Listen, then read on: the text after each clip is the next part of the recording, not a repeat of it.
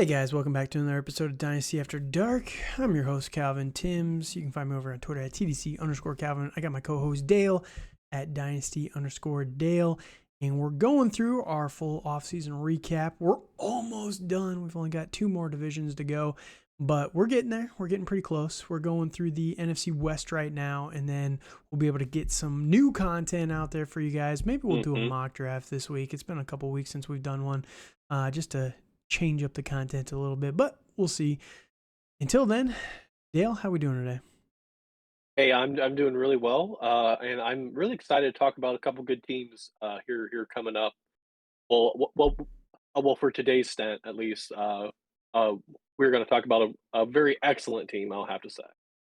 Will you? So yeah, we're going through the West, and Yes. it's competitive at least for the most part. hmm And yeah, if this is your first video in, thank you for checking us out. We're going to be talking about coaching changes, some of those impacts, some of the free agent signings, some of the guys that they lost, the draft impacts for the team. And then we're going to talk about all the positional players at the end of the video, maybe lace a little bit of it in throughout the whole thing. And, just give our whole thoughts and all of our breakdown here. And if you've been checking them out, thank you so much. But if you can, just leave a little like and a little comment on the video down below. We like to hear your guys' thoughts, and it helps us out with the algorithm, gets it out there to more people, which is really all we're trying to do. We're just trying to grow the channel and have some fun talking some football. So hopefully you guys enjoy this. But again, check us out. Check out some of the other videos as well if you can.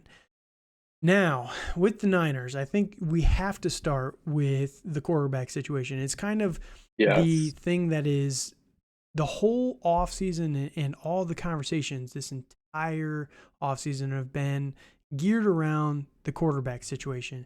They brought in Yep. Sam Darnold as a free agent. They also brought in Brandon Allen. Nobody's talking about him. He could be relevant, I guess, considering their quarterback I woes that they've guess. had, I guess. Right. But Sam Darnold, Trey Lance, Brock Purdy, obviously all the talk has been, oh, Brock Purdy's the guy. No, Trey Lance is the guy. No, Sam Darnold's the guy. PFF coming in from the hmm top rope. No, it's actually Sam Darnold. But what do we think that these guys are going to do? Who do we think is going to be the starter? And, I've come out many times and said that it needs to be Trey Lance. And, I'll give my brief synopsis and I'll throw it to you here. Yeah. I like it. Brock Purdy, he was very good last year at the end of the season, but it's after they got Christian McCaffrey. We have no idea what Trey Lance would have been. He got injured after a monsoon game and in like the first quarter Yep. of the next game. He never even had a chance to show anything, never even had a chance to really put a season together. So I get it. People are out on him, but we have no idea what Trey Lance can be right now. This offseason, Trey Lance goes to Patrick Mahomes, quarterback coach, and supposedly this guy is a quarterback guru and can fix anybody's like throwing motion and mechanics and all that hmm stuff within like a week. Like he can figure out what you're doing wrong and remedy it within a week. He's come out and said that Trey Lance is going to look like an entirely different beast. They are in training camp right now. It's just rookies, so we'll find out next week how he's actually going to look for the whole package there. Brock Purdy's been throwing for about 7 weeks now. He had the Tommy John surgery. It's likely that he'll be healthy for week 1, but he's probably not going to be practicing with the team the entire offseason. The team has said Brock Purdy's our guy when he's healthy, so it's mostly going to be Trey Lance and Sam Darnold, though, in training camp to compete and work with all the skill players and all that stuff. So, in my opinion, you have to say Brock Purdy's the guy. He was too good at the end of last season. He didn't really lose his job. You can't lose your job because of injury like that. It just doesn't sit well with the locker room for that to happen. But ironically, that's the exact same thing that happened with Trey Lance is he lost his job because he broke his leg. So I think it's going to be Trey Lance. I think we're going to see him next week. He's going to look a lot better from a mechanic standpoint. He's got to get some of that game knowledge in there and everything like that, but hmm you only get that by playing. If you do not play Trey Lance, you are doing a massive disservice to your team and him as a person. And I do believe Kyle Shanahan and this coaching staff want to do right by Trey Lance. So either trade him or play him. I think that he's going to be starting somewhere if it's not for the San Francisco 49ers. So That is my take on these guys. Let me hear your breakdown. Um, First things first, I think it was a mistake for the Niners to draft Trey Lance at 3. I think they had a lot better options, and for what Kyle Shanahan does is not what Trey Lance does best, in my opinion. So, I feel they had a lot better picks potentially. Like even Mac Jones would have been better in that draft for this style of offense. So, that's why I think they're going to go Brock. It's the Brock Purdy route. I really like Brock Purdy. I mean, I'm more into the college scene than you are. So, I got to watch him quite a bit, like with Brees Hall and stuff like that at Iowa State. So I really think it's going to be Brock Purdy. And the only reason he was a seventh rounder last year in last year's draft was because of how poor their team was as a whole Right. the year prior at Iowa State. So, Mm-hmm. I really have belief in them to do very well with Brock Purdy. I think Trey Lance has kind of lost the locker room a little bit, and I really feel it's Brock Purdy's job to lose. So, I think if I were a betting man, I would go Brock Purdy. And that's just I feel all of these weapons are more fantasy relevant. I think the team runs smoother. I Possibly, really think right? things will be a lot more clunky to me with Shanahan's offense with Trey Lance, in my opinion. That's the mystery, right? Like what Yeah, you're saying is absolutely, entirely absolutely. possible, but it's also Yes, possible yes, that Trey Lance could be a perfectly fine pocket passer. We just hundred don't percent, know hundred yet. percent. And then Yes, yeah, and yes. that's I do agree. Yeah, yeah, that's my only problem with a lot of people. And I know you're not doing this intentionally, but there's a lot of people out there that are intentionally being misleading about this. Like, oh, he's never going to yeah. be a good pocket passer. It's like we don't know. Right. We have no information on this. And like yeah, it's Brock Purdy does seem to fit what Kyle Shanahan wants more in a quarterback, and Yes. he's like the perfect Yes. embodiment of a quarterback for Yeah. Kyle Shanahan. Yeah. But 100%. at the same time, Kyle Shanahan had his choice of Mac Jones or Trey Yeah. Lance, and he picked Trey Lance. So, it Well, came, well, well, well, well, well. It's that and Fields and yeah, all these yeah, other quarterbacks. he didn't Yeah. have Yeah. Wilson. And I think he would have wanted right. Wilson out of all those guys, but, he Yeah. had his pick of Fields, Mac Jones, and Trey Lance, and he specifically Yep. picked Trey Lance. Their general manager came out and said that was Kyle Shanahan coming out. And John Lynch said that it was Kyle Right. making that call. So, I don't think that we can completely write that off. And, there was Mhm. the one thing with Kyle Shanahan too. I'm not the biggest Kyle Shanahan fan as a head coach, but Right. if you go back and he's very consistent with this, he doesn't say much, but when he does say stuff, like people assume that he's just kind of lying and stuff, and he's doing Mhm. the coach speak and all that. But he Yep. did have a press conference this offseason that said he's like Trey Lance, he can easily win that job. It's Mhm. Trey, we Yeah. still believe in Trey Lance. Like we still believe that he just needs time to develop, and we're going to give him that opportunity, and we're going to build around him.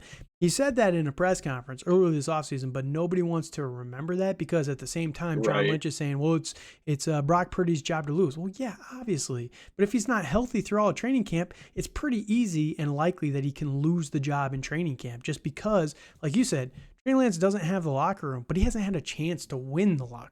Right? Not yet, anyway. Right. So, he could easily do it this training camp if he's looking really good. So, yeah, I just think it's crazy that a lot of people, completely ignore that. But I'm a Trey Lance. I like Trey Lance. I do. And I Yeah, think it's and unfair. I do too as well, but I just think that this isn't the team that he could lead. I I think agree. I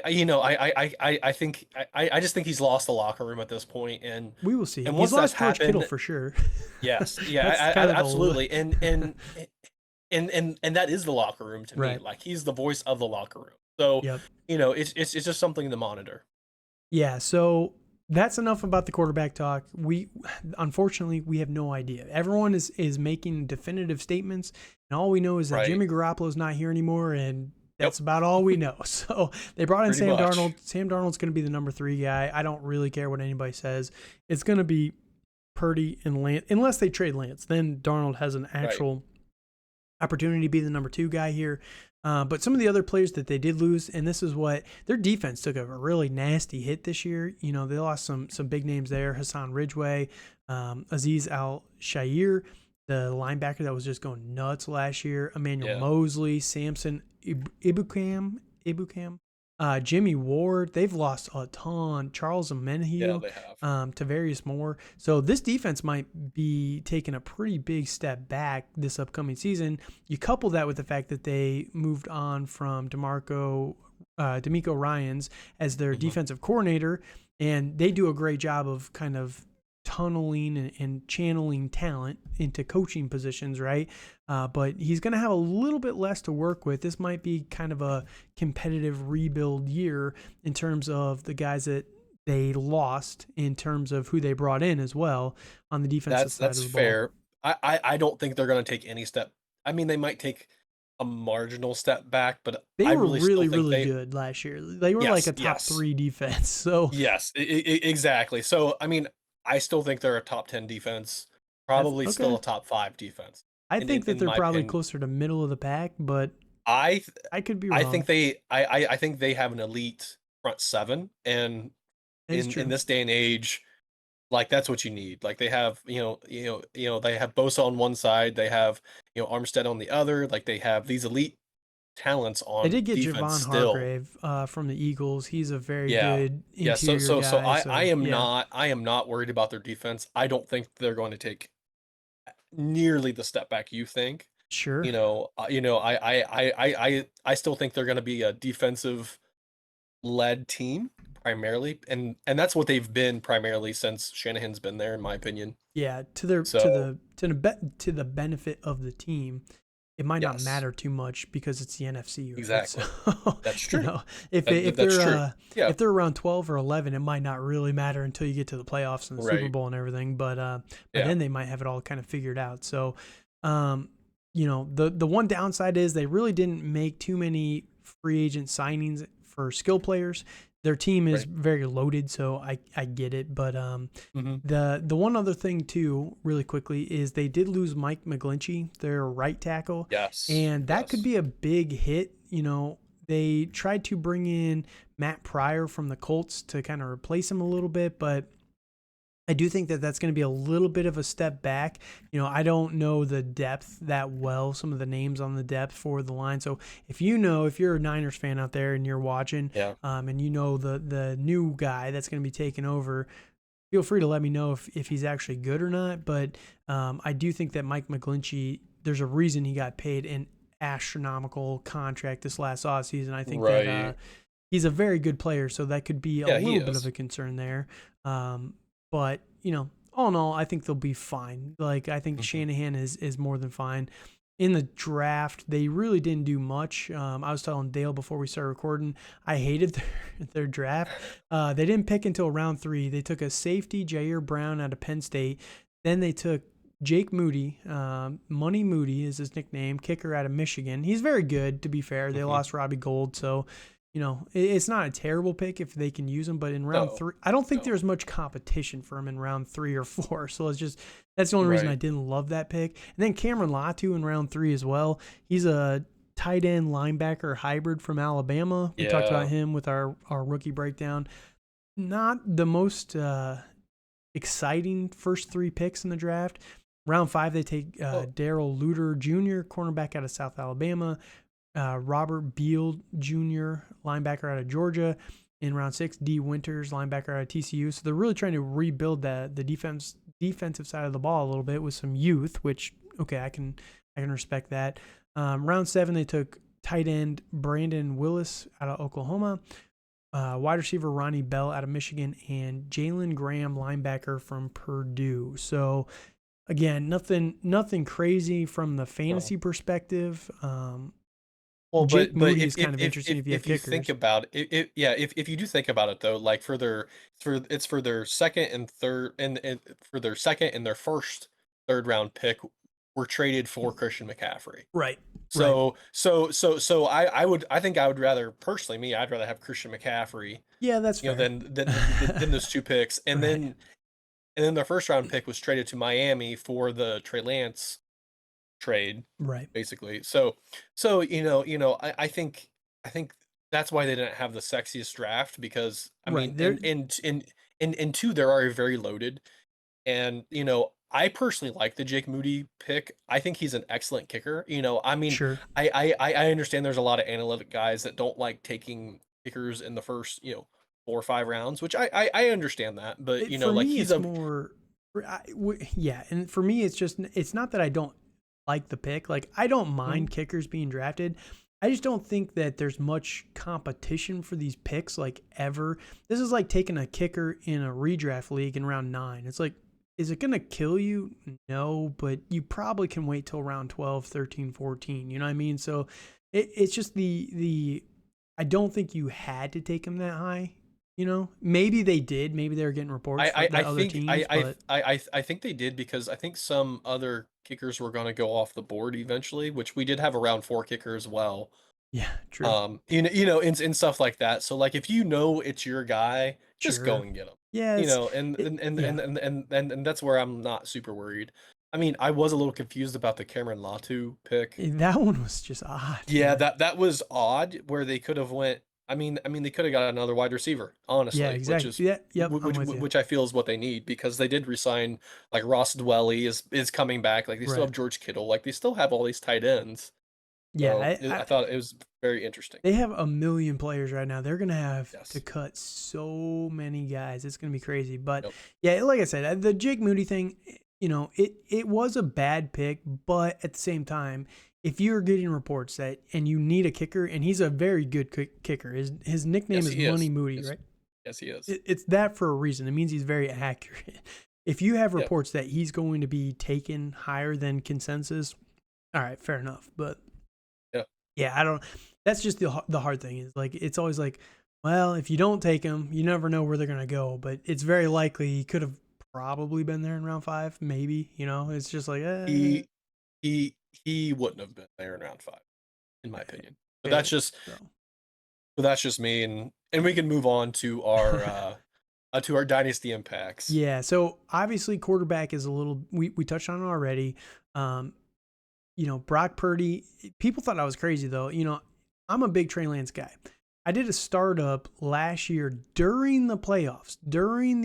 So this was a very, very early startup. And I took Trey Lance in round 4 or beginning of round 5, right around that turn, right? And it's a super flex league and everything like that. People thought I was crazy for taking Brock Purdy in round 9. In round 9, they're like, oh, this guy's never going to be it. And now look, he might be something, right? So, Yes. as much as I say I like Trey Lance, I do realize that there is real opportunity for Brock Purdy. So, I do think that can be something. Now, Trey Lance, late first, Brock Purdy, I think that they're pretty close in value. Give me a late first for either one of these guys, but I would prefer to wait until I know which one it's going to be. That's the only problem there. Do you have any difference there, or you want to jump into the running backs? Let's go ahead and go to the running backs. All right, so yeah, that's our value for the quarterbacks. It's just such a mystery that maybe winning might be the best strategy.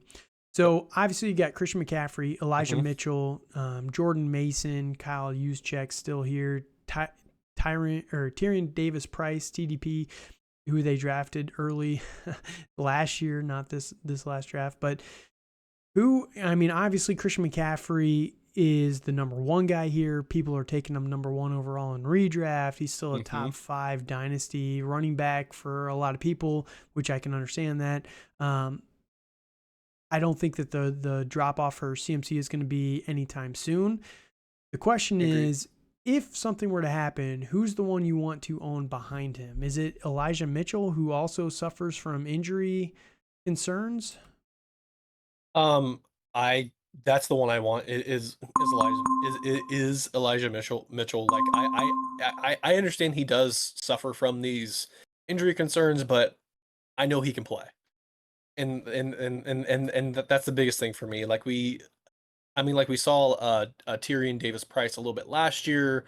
Like he was a 3rd round pick, but I think the 49ers, I would much rather than burn a 3rd round pick on a kicker than a running back, because they have no luck with picking running backs, in my opinion. At least they're not early. very good at it. I will say that. No, no, no, no, no, they are not. So But the good if it news was is they have any Kyle Shanahan who can make any of them exactly good. So relevant. So yeah, yeah. I mean, after CMC, it's Mitchell for me, and I then you're mean, washing your hands. yeah, pretty much, yeah, Okay. Yep, I'm kind of with you there. Elijah Mitchell, he is someone that's kind of fallen in favor, it sounds like, from a lot of people out there, just because he was so banged up last year. But I do think that there is a solid opportunity. You know, yeah, didn't play much last year though because of injury, so you definitely got to keep that on your mind when you're thinking about going and getting him. yeah, yep. Wide receivers, Brandon Aiyuk, Deebo Samuel. Number 3 is kind of up in the air. Chris Conley, Mm-hmm. Danny Yep. Gray, Juwan Jennings. They have so many guys. I don't even know who's going to make the roster because there's so many Right, right. similar players, right? Ray McLeod, Daz Newsome. Um, I mean, is there a third guy you're even considering here, or is it I just I those I th- top I th- two? I th- I think if I were to roster somebody, it would be Chris Conley because he has produced. Relevance, yeah. Yeah. He has been relevant, like with his stint in Kansas City. So after Samuel and Ayuk, I really want to trust any of these guys unless there's an injury, which you can almost bet on a Deebo Samuel injury any year, unfortunately. Yeah, but if So he stays healthy, though, you got top five yeah, yeah, back or absolutely. receiver. So yeah. So I mean, you might have to play him at running back, and then he might be able to stay healthy. Yeah, that's true. That is So, true. I do think that the whole Debo thing is a little bit misleading, in my opinion. And the problem is, I don't think Debo and Jimmy Garoppolo are the best match. You know what I mean? Like, I do think that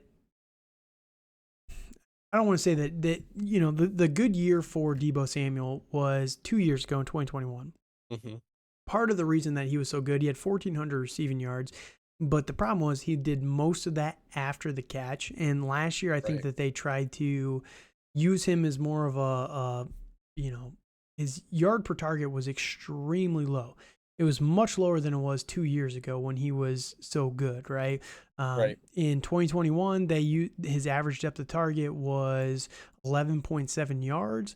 Last year it was 6.72. So they used him Ooh, like at the right. line of scrimmage a ton, which is not his best usage in my opinion. Now, he was kind of a little bit low in his yards per catch, which means he wasn't busting off some of those big runs that you can kind of expect from him. Maybe that was injury. We don't really know. But I do think if Brock Purdy's out here, I like Deebo Samuel a lot. Yeah, I know people are very, very high right now on Brandon Aiyuk. Brandon Brandon Aiyuk Aiyuk, played and 17 games last year. yep. He finished as the wide receiver 15, where Deebo finishes 40, right? He had 114 targets, 78 catches for 1,000 yards and 8 touchdowns. My argument against this is, and the reason why I'm not as high on Ayuk as a lot of people out there, I don't know if there's a higher ceiling than that. Like, he's never going to be the primary guy when you're paying Deebo Samuel that much money. You're paying Kittle a hmm lot of money. You're paying Yep. Christian McCaffrey a lot of money. Like, I don't see a world where Ayuk is the game plan, the focal point of the offense. If he's the Fair. number 2 guy, I think wide receiver 15, he was one of the most consistent wide receivers last year. hmm Never really gave you that big week until week 17, the playoff game. He had 9 catches for 101 yards. But other than that, he had a couple of games above 20 the whole season, but mostly right around 13 to 16, pretty much every single week, except for a couple here and there. So, hmm is there a case for Brandon Ayuk to be? Have we seen everything we've seen from him? I mean, I hear what you're saying, but I think I know the quarterback play since he has been there has been pretty mediocre. Been up and down. Um, it's been very up and down. Like Jimmy G was injured every other game, it felt like.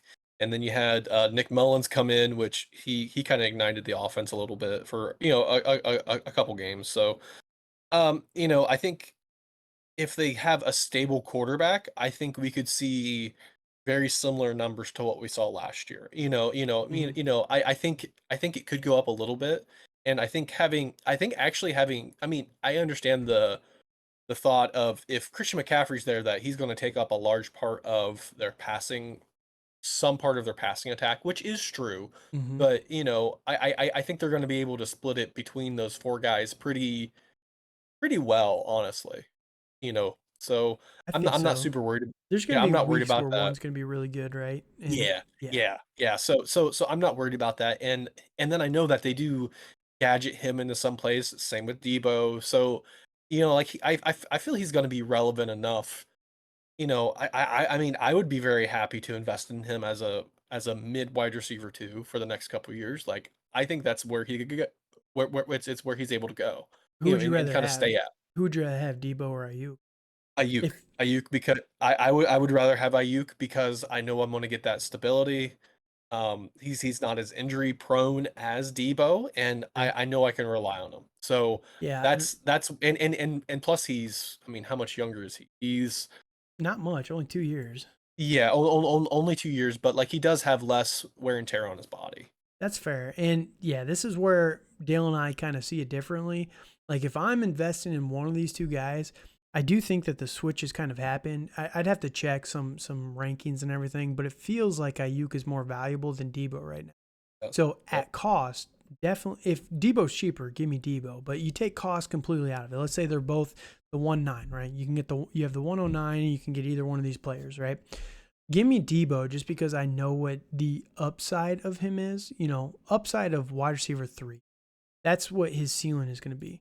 Ayuk, it feels like his ceiling is going to be wide receiver 15. So I would prefer the upside, just knowing that it comes with more risk, right? More roller coasters. But Yeah. I would just rather have the potential that I can get a top 5 guy versus the floor of a top 15. So, yeah, I don't fault anybody for that. It's just a difference in styles, right? And Yeah, opinions there. So, absolutely. quickly, let's just talk about George Kittle. He's the only tight end you really want to roster. There's not, Yep. I know that, this guy's going to be the next great tight end behind him. There's not. I mean, Ross No. Dwelly, Troy Fumagalli, Cameron Latu, like, I don't care about any of you guys. Even if George Kittle gets injured, I don't think any of them are relevant for fantasy, so I just do not care.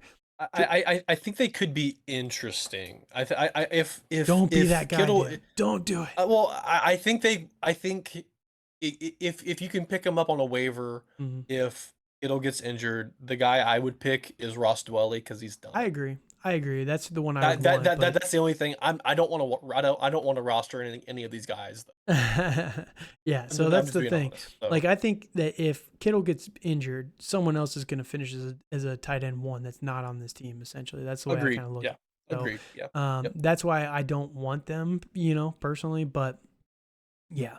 Now, George Kittle, he's a little bit of an interesting case, right? Because finishes the tight end number 3 last year in 15 games, comes out, kind of kills you the first month. The first month he had a total of 11 points. Actually, through week 5, he had a total of 18 points. So not great, but then he instantly comes in with 16, 22, 13, kind of has another down week, 25, a couple down weeks, and then just kills it at the end of last year. 25, 31, 13, 19, multiple touchdowns in all those games. That's kind of what George Kittle is, in my opinion. He's a touchdown threat, right? He had 11 touchdowns last year. Not his best yardage totals last year, but I do think that the quarterback play was kind of part of that, the ups and downs of the whole season. And this is what is always so ironic to me is George Kittle and Trey Lance have literally never played together. Literally. I think they might have played one game in 2021 together where they both were in it. And I think Lance played 71% of games or something in 2021. But other than that, these guys have never played together. So obviously George Kittle is going to want to go with the guy that gave him, 7 touchdowns at the end of the last year. I understand that from his perspective, but everyone's saying like, oh, he's not high on Trey Lance. Well, what reason does he have to be high on Trey Lance? You know what I mean? So I do think that George Kittle, though, right now is being a little undervalued. I think that there's some potential. 100%. I don't think that he's going to be as boom or bust this upcoming season, but every single one of these players for the Niners, that's just the Niners MO. They're going to be game planned certain ways every single week. So any difference of opinion there on Kittle? No, I completely agree. I think as long as Kittle's healthy all year, he's going to be very consistent. I'm not worried about him. I understand people kind of are kind of off of him because he's going to be turning 30 this year, and I do feel that's a little part of it. But I know that tight ends. Yeah, I mean, I do know that tight ends, the tight end age in their downfall is a little bit later than your typical like wide receiver running back. So I'm not worried about it. Like I still think he has a few more years of relevance. So like, if he's this cheap, go and get him, in my opinion. I think that he finished as the tight end 3 last year. That's kind of his ceiling, is his top 3 guy. And he's going as, I think, tight end 7 right now. It's kind of crazy to me. So, I agree. I'm with you. Go get him if you can. So, any last thoughts on the Niners though before we wrap this up? Nope. All right. So clearly, Niners have had a up and down offseason. All of it is centered around the quarterback position and who's going to be the starter. I personally don't think it matters for all the other skill players. It only matters for which one you're going to get the fantasy points from at the quarterback position, right? Whether it's going to be Trey Lance or it's going to be Brock Purdy. I think that Deebo, Aiyuk, Kittle, whether it's Lance, whether it's Purdy, doesn't matter. I think that they're all going to be good. Kyle Shanahan is going to scheme this up that it's going to be successful regardless. So I think that the overreaction on some of these guys is a little crazy, but it is what it is. And once we get into the actual season, take the discounts while you can, because once we get there, it's going to be huge. And you're going to say, wow, why did I do that? That was so stupid of me to fade all these players for no reason. So we'll see. It's only, like I said, they're in training camp right now for all the rookies. Next week, we'll have Trey Lance out there. We'll have Sam Darnold throwing the ball to these guys, and we'll be able to see how they can kind of do. So until then, thank you guys for joining us. And if you can, one last time, like, comment, subscribe, all that fun stuff on the channel. We appreciate it. We are going to be continuing the NFC West tomorrow with the Seattle Seahawks. And just a good old time here in the West. It's a very competitive division. Obviously, you think that the Niners are going to win this division? 100%. Yes. Yeah, I'm still with you. So even with a downgraded defense, I think that they're in line to smash this division. So that said, until next time, thank you guys so much for joining us. You can find us again on Twitter at TDC_Calvin and at Dynasty_Dale. Until next time, have a good night.